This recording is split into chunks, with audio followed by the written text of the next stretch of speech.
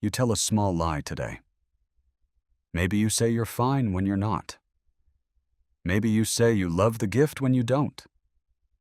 It feels smooth. It feels easy.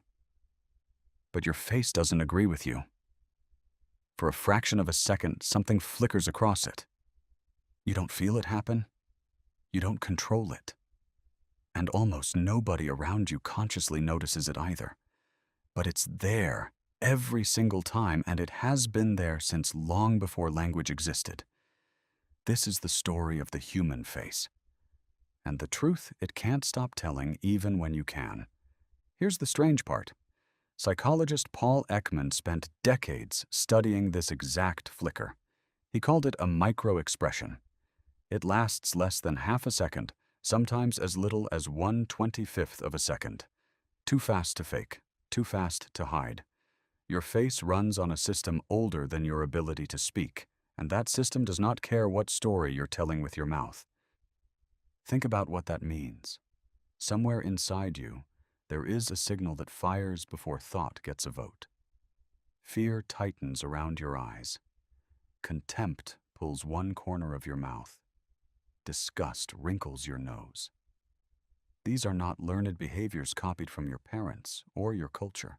Ekman traveled to remote tribes in Papua New Guinea, people who had never seen a movie, never seen a photograph, never seen another human's face from outside their own village. He showed them images of expressions. They named the emotions correctly, every time. Fear looked like fear. Disgust looked like disgust. The wiring was already there, waiting. So why would evolution build a system that leaks the truth? Go back further. Long before you had a smartphone to check, before you had a job interview to ace, your ancestors lived in small bands of maybe 30 to 50 people. Everyone knew everyone. Survival didn't depend on charm. It depended on trust. Could this person be trusted to share food during a famine? Could this person be trusted not to steal your mate, your territory, your child's safety? A single betrayal could mean death, not embarrassment. Death. In that world, being able to read a lie was not a party trick. It was a survival tool.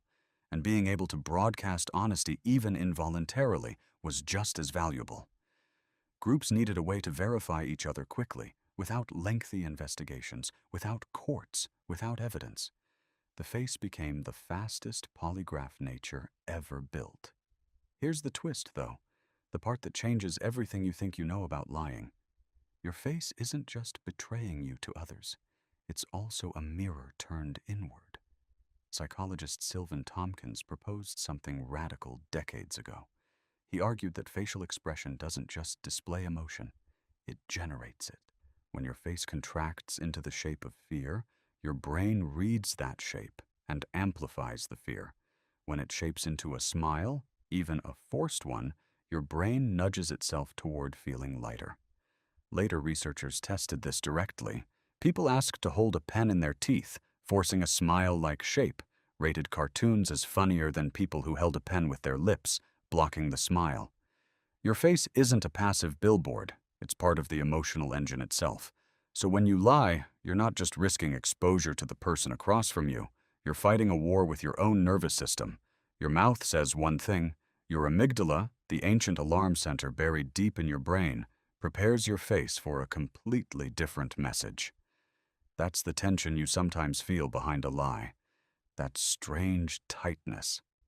Like your face is trying to escape your control. Now here's where it gets even stranger. This isn't unique to humans. Primatologist Frans de Waal spent years watching chimpanzees navigate their own complicated social worlds. He documented something remarkable. Chimps engage in what looks a lot like deception. A subordinate chimp might suppress a fear grimace around a dominant male to avoid appearing weak. A chimp might hide food behind its back, glancing away from a rival, managing not just its actions, but its face. This isn't a uniquely human invention.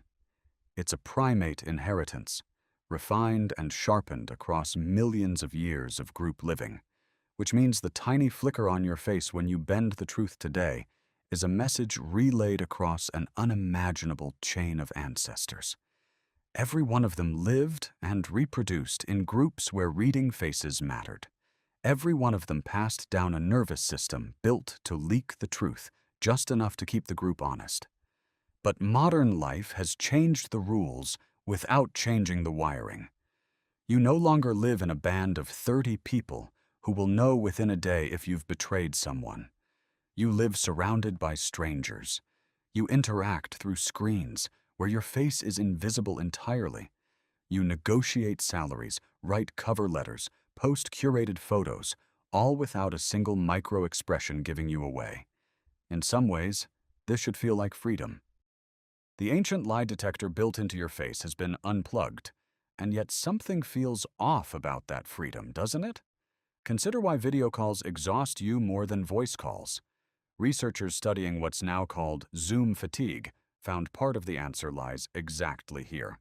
On video, you're not just talking, you're constantly monitoring your own face, adjusting it, performing sincerity instead of simply feeling it.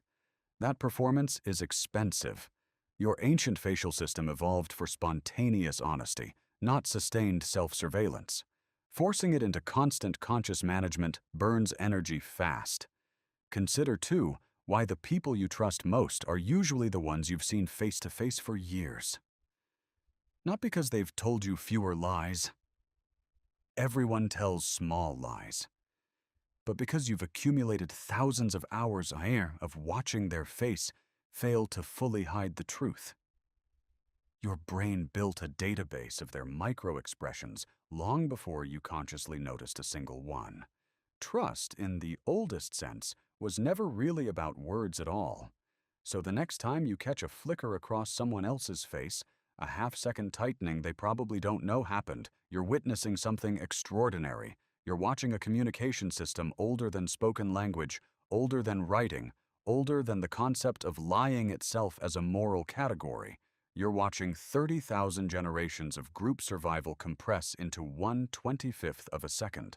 And the next time your own face does something you didn't authorize, when your mouth says, "I'm fine," and something else entirely crosses your eyes, don't think of it as a malfunction.